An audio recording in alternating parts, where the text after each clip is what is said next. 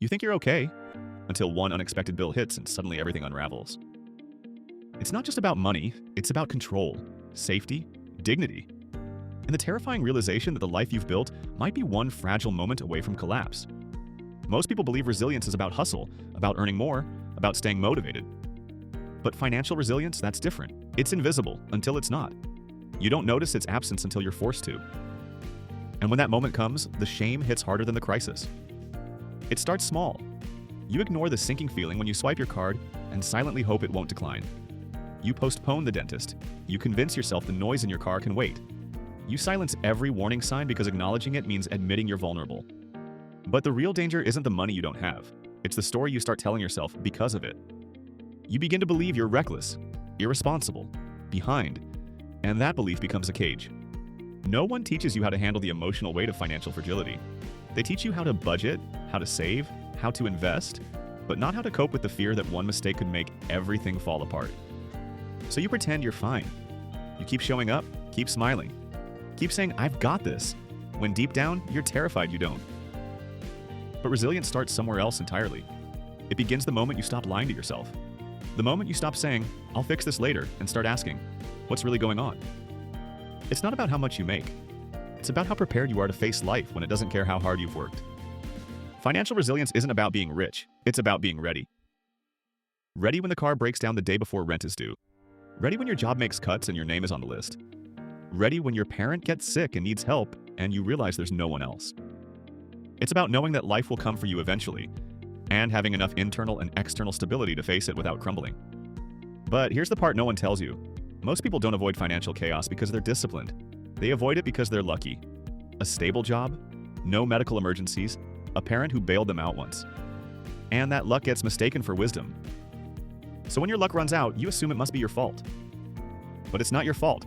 It's just your turn. Your turn to be tested, to figure out what's real and what's just been keeping you afloat. And that's where the shift begins. Not in your income, but in your mindset. You stop asking, "Wait, why is this happening to me?" And start asking, "What do I need to see here that I've been avoiding?" Because maybe the problem isn't just the numbers in your account. Maybe it's the fear you carry every day, the silence around money, the learned helplessness passed down through generations. You grew up watching your parents argue about money behind closed doors. You heard the stress in their voices. You saw the unpaid bills on the table. And now you're repeating the same patterns even though you swore you never would. You chase success hoping it will make the fear go away. But success without structure just magnifies the chaos. You don't need to be rich to feel safe. You need a plan. You need the power to say, "I can handle it," even when everything else falls apart. And that starts with facing the discomfort you've been avoiding. It's not the numbers that make you anxious. It's the unknown. It's the feeling that no matter how hard you try, you're always one misstep from losing everything.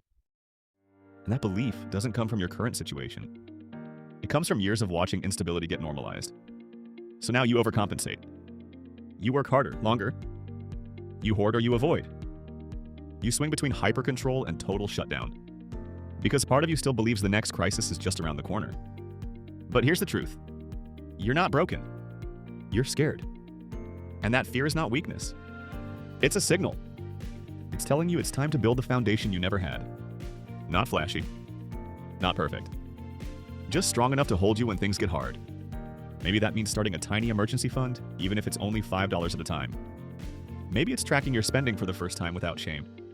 Maybe it's sitting down and having the hard conversation with your partner. Maybe it's finally learning the basics no one ever taught you. Whatever it is, it's your way forward. And it doesn't have to look like anyone else's. Because resilience isn't about how much you earn. It's about how well you adapt, how clearly you see yourself, and how bravely you face what you've been avoiding. Financial resilience doesn't begin with money. It begins with self-trust, with believing you can face whatever's coming, even if you don't have all the answers yet. Because the truth is, the storm isn't always avoidable. But you can still build shelter. You can still learn how to hold steady when everything shakes. And no one's going to save you from this part. Not your job. Not the government. Not the version of you that magically appears once everything is stable. Because that version doesn't show up unless you build her. You're not waiting for a windfall. You're becoming someone who doesn't collapse when things go wrong. Someone who feels fear but makes the call anyway. Someone who knows the cost of silence and chooses awareness. This isn't about being perfect with money. This is about finally making peace with your fear around it. You don't have to be fearless. You just have to stop hiding, and because the longer you avoid this, the louder the fear gets.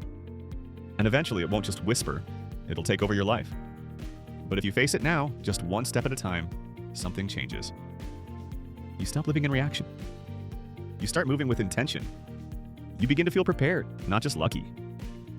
You begin to feel like someone who can handle what life throws at them. And that's what real freedom looks like. So ask yourself, if the unexpected hit tomorrow, would you survive it? Or would it break you? And if the answer scares you, then maybe, just maybe, it's time to change the answer.